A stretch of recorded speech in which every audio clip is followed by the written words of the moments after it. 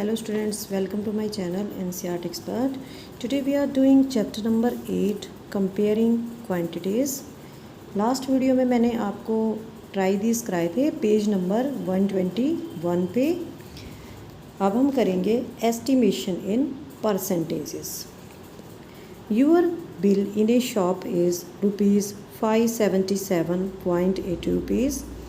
आपका बिल है 577 रुपये 80 पैसे का और शॉपकीपर आपको डिस्काउंट देता है 15% की. How would you estimate the amount to be paid. तो आप कैसे निकाल लेंगे कि आपको कितना अमाउंट पे करना है. ठीक है. Round off the bill to the nearest 10. जैसे हमारा बिल है 577 रुपये 80 पैसे का, तो हम इसको राउंड ऑफ कर देंगे. राउंड ऑफ का मतलब है जो हमारे पैसे दिए हुए हैं इनको हम रुपीज़ बना लेंगे. अगर आपके बिल में परसेंट जो ये डेसिमल पॉइंट है इसके बाद अगर 5 है या 5 से बड़ा है तो उसको आप 1 ले लेंगे और 577 की जगह 580 हो जाएगा. Find 10% of this. सबसे पहले हम इसका 10% निकाल लेंगे. अगर हमें ये ओरली निकालना है तो ये आ जाएगा 58 रुपीज़ और हाफ़ ले लेंगे वो 5% हो जाएगा 29. अब दोनों को इनको ऐड कर दिया, ये हो गया 87. ठीक है. अब हम 580 में से 87 को माइनस कर देंगे. ठीक है. अप्रॉक्स मान लेते हैं हम 87 को हम 85 मान लेते हैं. ठीक है. तो आपका बिल कितना होगा अप्रॉक्सीमेटली आप इसको 500 बोल सकते हैं या 495 बोल सकते हैं. Try estimating 20% of the same bill amount. अगर हमें बिल हमारा 580 रुपये का है और हमें निकालना है 20%, तो हम कितना पे करेंगे, कितना हमें पे करना पड़ेगा. तो 580 का हम 20% ले लेंगे. 58 एक हो गया और 58 हमारा 10% हो गया. ठीक है. तो ये हमारा लगभग 120 रुपीज़ हो जाएगा. 580 में से हम 120 को माइनस कर देंगे. हमने यहाँ पे एस्टिमेशन निकालना है, बिल्कुल करेक्ट नहीं निकालना है. हमने यहाँ पे एस्टिमेशन का मतलब होता है अंदाज़ा लगाना कि हमें कितना पे करना पड़ेगा. तो यहाँ पे हमें 460 रुपये पे करने पड़ेंगे. ठीक है. नेक्स्ट है हमारा ट्राई फाइंडिंग 15% ऑफ 375. अब हमें 375 का 15% एस्टिमेट करना है. ठीक है. 10% हो जाएगा, हम इसको 380 रुपीज़ ले लेते हैं. ठीक है. तो 10% हो जाएगा 38 और 5% हो जाएगा हमारा 19. ठीक है. ये हो जाएगा हमारा 757 रुपीज़ हो जाएगा. ठीक है. इसको हम मान लेते हैं हमारा 60 रुपीज़ है, तो हमें यहाँ पे अबाउट 60 माइनस करके 315 रुपीज़ यहाँ पे हमें पे करने पड़ेंगे. Prices related to buying and selling, profit and loss. For the school fair. School में मेला लगा हुआ है. I am going to put a stall of lucky dips. मैं एक स्टॉल लगा रहा हूँ. I will charge ₹10 for one lucky dip, but I will buy items which are worth ₹5. मैं ऐसे आइटम्स खरीदूँगा जो 5 रुपये के हैं. ठीक है. लेकिन एक बार गेम खेलने के लिए मैं 10 रुपये चार्ज करूँगा. ठीक है. अगर कोई जीत जाता है तो उसको 10 रुपये देने पड़ेंगे, लेकिन उसे गिफ्ट तो 5 रुपये का मिलेगा. ठीक है. तो यहाँ प्रॉफिट हुआ है. So you are making a profit of 100%. आप 10 रुपये चार्ज कर रहे हैं. ठीक है. और आइटम आप उसको 5 रुपीज़ का दे रहे हैं, आपके डबल हो रहे हैं. ठीक है. तो आपका प्रॉफिट कितना यहाँ पे 100% है. No, I will spend ₹3 on paper to wrap the gift and tape. जो 5 रुपये का गिफ्ट मैंने ख़रीदा है मेले में लगाने के लिए, उसके ऊपर मैं 3 रुपये और खर्च करूँगा. मैं उसके गिफ्ट पेपर में उसको रैप करूँगा अच्छे से, उसके ऊपर डेकोरेशन कर दूँगा, उस पर 3 रुपये खर्च हो जाएंगे. अब मेरा गिफ्ट कितने का हो जाएगा, 8 रुपये का हो जाएगा. ठीक है. अब मुझे कितना प्रॉफिट मिलेगा, अब मुझे केवल 2 रुपये प्रॉफिट के मिलेंगे, क्योंकि 10 रुपये मैं चार्ज करूँगा. ठीक है. और 8 रुपये मेरे लगे हुए हैं, तो मेरे को कितना प्रॉफिट हुआ, 2 रुपये का प्रॉफिट हुआ. और 2 रुपये का प्रॉफिट किस पे हुआ, 8 रुपीज़ पे हुआ, जो मेरा कॉस्ट प्राइस था. तो अब मेरे को कितना प्रॉफिट हो रहा है, 25% हो रहा है. ठीक है. Sometimes when an article is bought, some additional expenses are made while buying or before selling it. जब कोई आर्टिकल ख़रीदा जाता है तो कुछ एडिशनल उसके ऊपर एक्सपेंसेस हो जाते हैं, खर्चे हो जाते हैं। जैसे अगर कोई आइटम हैवी है उसको बाहर से लाते हैं तो ट्रांसपोर्ट का खर्चा आ जाता है, ठीक है। These expenses have to be included in the cost price, और दुकानदार उसको क्या करता है, कॉस्ट प्राइस में ही ऐड करता है। These expenses are refer to as overhead charges, और इनको क्या कहा जाता है कि ओवरहेड चार्जेस हैं ये, और इसमें रिपेयर के ऊपर भी पैसे जो लगते हैं वो भी इंक्लूड होते हैं, लेबर चार्जेस इंक्लूड होता है, और ट्रांसपोर्टेशन का जो खर्चा लगता है वो भी इसके अंदर ऐड होता है। अगला टॉपिक है finding cost price, selling price, profit percent, loss percent. अब इस टॉपिक के अंदर हम कॉस्ट प्राइस और सेलिंग प्राइस के बारे में पढ़ेंगे, और प्रॉफिट परसेंट और लॉस परसेंट के बारे में पढ़ेंगे। एग्जाम्पल के द्वारा समझेंगे इनको। Sohan bought a second hand refrigerator for ₹2500, then spent ₹500 on its repair and sold it for ₹3300. Find his loss or gain percent. जब इस तरह का क्वेश्चन आता है तो जो रिपेयर पे पैसे खर्च होते हैं वे कॉस्ट प्राइस में ही ऐड होते हैं। तो कॉस्ट प्राइस कितनी हो जाएगी, 2500 और 500, 3000 रुपये हो जाएगी कॉस्ट प्राइस। अब कॉस्ट प्राइस का मतलब होता है कि इतने पैसे उसने खर्च किए, 3000 रुपये। सेल प्राइस वो होता है जिसमें उसने उस चीज़ को, फ्रिज को बेचा है, वो उसने 3300 रुपये का बेचा है, ठीक है। अब ये देखो कि कॉस्ट प्राइस बड़ा है या सेल प्राइस बड़ा है। यहाँ पे तो सेल प्राइस बड़ा है। अब सेल प्राइस बड़ा है तो इसका मतलब क्या है, प्रॉफिट हुआ उसको, कितने का प्रॉफिट निकाल लेंगे, सेल प्राइस में से हम कॉस्ट प्राइस माइनस कर देंगे। 3300 रुपये का बेचा है और ख़रीदा था 3000 रुपये का, तो उसका प्रॉफिट हो गया 300 रुपये, ठीक है। अब हम निकालेंगे प्रॉफिट परसेंट कि उसको कितने परसेंट प्रॉफिट हुआ है। Profit upon cost price into 100, ये आपका फार्मूला हो जाएगा प्रॉफिट परसेंट निकालने का। Profit percent is equal to जो उसे प्रॉफिट हुआ है 300 रुपये का, जिस कॉस्ट प्राइस जो उसने उस पर खर्च किए थे 3000 रुपये इंटू 100, उसको कितना प्रॉफिट हुआ, 10% का। और इसी पे बेस है हमारे ट्राई दिस। पेज नंबर है 123।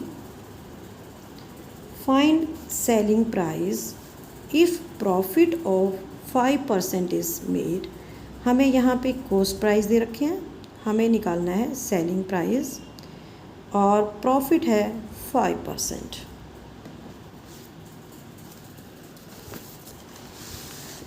इसके 3 पार्ट हैं। ए करेंगे सबसे पहले। A cycle of ₹700 with ₹50 as overhead charges. तो हम साइकिल की कॉस्ट में ही ऐड करेंगे ओवरहेड चार्जेस को। Total cost of the cycle 700 और 50 को ऐड कर देंगे, 750 रुपीज़ हो जाएगी। प्रॉफिट कितना है, 5% है। सबसे पहले हम निकालेंगे total profit. Profit percentage of cost price, profit percentage है 5%, 5/100 इंटू 750। यहाँ 0 से 0 कट जाएगा, या 375/10, 37 रुपीज़ 50 पैसे। तो सेल प्राइस हो जाएगा हमारा 750 प्लस 37.50, 787.50 रुपीज़ इसका सेल प्राइस हो जाएगा। बी पार्ट है a lawn mower bought at ₹1150 with ₹50 as transportation charges. Cost price निकालेंगे सबसे पहले। ओवरहेड चार्जेस में ट्रांसपोर्टेशन चार्जेस भी आते हैं, तो हम जोड़ देंगे इसके अंदर 50 रुपीज़ को। 1150 प्लस 50, 1200 रुपीज़ आ जाएगी cost price of lawn mower. अब हम निकालेंगे प्रॉफिट 5% ऑफ 1200। 5/100 ऑफ का मतलब होता है मल्टीप्लाई 1200, ये कट जाएगा, ये आ जाएगा ₹60, उसको प्रॉफिट होगा। अब हम निकाल सकते हैं सेल प्राइस 1200 प्लस 60, 1260 रुपीज़ हो जाएगा उसका सेल प्राइस। सी पार्ट है, ए fan boat for rupees 560 and expenses of rupees 44 repair. Repair के चार्जेस भी कॉस्ट प्राइस में ऐड होंगे, तो कॉस्ट प्राइस हो जाएगा 560 + 40 रुपीज़ 600। प्रॉफिट निकाल लेंगे 5% ऑफ कॉस्ट प्राइस जो कि 600 है। 5/100 × 600 कट जाएगा, ये आ जाएगा हमारा 30 रुपीज़। और सेलिंग प्राइस हो जाएगा हमारा 600 प्लस प्रॉफिट रुपीज़ 630।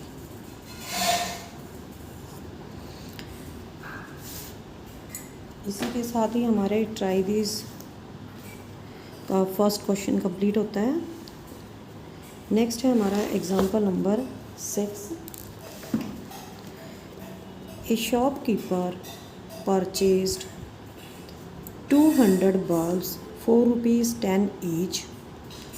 एक दुकानदार ने 200 बल्ब खरीदे हैं और एक बल्ब का प्राइस है 10 rupees. However 5 bulbs were fused and had to be thrown away. उनमें से 5 बल्ब फ्यूज़ हो जाते हैं तो उसके पास कितने बच जाते हैं, 195 बच जाएंगे, और उनको फेंक देता है वो 5 बल्ब्स को। The remaining were sold at ₹12 each. 195 जो बल्ब्स हैं उनको वो 12 के रेट पे बेच देता है। Find the gain of the loss percent. हमें निकालना है कि इसको इस में गेन होता है, प्रॉफिट होता है या लॉस होती है। सबसे पहले हम निकालेंगे कॉस्ट प्राइस ऑफ 200 बल्ब्स। एक बल्ब 10 रुपये का है तो 200 बल्ब कितने होंगे, 2000 रुपये के हो गए। ठीक है, अगर 5 बल्ब फ्यूज़ हो जाते हैं तो कितने बल्ब बच जाते हैं, 200 थे टोटल और उसमें से 5 बल्ब फ्यूज़ हो गए तो 195 बच गए। अब 195 बल्ब है उसके पास, वो बेचता है 12 रुपये का एक, तो सेलिंग प्राइस निकाल सकते हैं। 12 × 195 कितने की बेचता है, 2340, 2340 रुपये की। खरीदे कितने थे, 2000 के, बेचता है 2340 रुपये की। ज़्यादा है ये सेलिंग प्राइस, तो उसको प्रॉफिट होगा। ठीक है, प्रॉफिट कितना होगा, 2340 में से सेलिंग प्राइस में से हम कॉस्ट प्राइस माइनस कर देंगे, ये आ जाएगा 340 रुपीज़। अब ये जो प्रॉफिट है ये किस पे होता है, प्रॉफिट या लॉस हमेशा कॉस्ट प्राइस पे होती है जो कि 2000 रुपये है। ठीक है, profit upon cost price into 100 काट देंगे, यह आ जाएगा 17% प्रॉफिट होता है। Example number 7। Meenu bought 2 fans for ₹1200 each. She sold one at a loss of 5% and the other at a profit of 10%। Meenu ने 2 पंखे खरीदे, 1200 रुपये का एक पंखा है, एक को 5% लॉस पे बेचती है और दूसरे को 10% प्रॉफिट पे। हमें निकालना है, एक अलग अलग फ़ैन का निकालना है हमने सेलिंग प्राइस, और हमने ओवरऑल निकालना है उसको प्रॉफिट होता है या लॉस होती है। Cost price of each fan ₹1200, एक पे उसको 5% लॉस होती है। ठीक है, दिस मीन्स अगर मान लेते हैं if cost price is 100, selling price is 95, loss हो रही है उसको। ठीक है, if cost price is 1200, selling price कम होगा। जब हमें कॉस्ट प्राइस दे रखा है 1200 रुपये और लॉस हो रही है 5%, तो इसका मतलब क्या है, जो सेलिंग प्राइस होगा वो 1200 से कम आएगा। ठीक है, तो ये हो जाएगा हमारा 1140 रुपये। सेकंड फ़ैन भी हमारा 1200 रुपये का है लेकिन उसको 10% प्रॉफिट हो रहा है। अगर कॉस्ट प्राइस 100 है तो प्रॉफिट हो रहा है तो सेलिंग प्राइस 10 रुपये बढ़ जाएगा, सेलिंग प्राइस हो जाएगा 110। When cost price is 1200, selling price कितना हो जाएगा, 110/100 इंटू 1200, 1320 रुपये।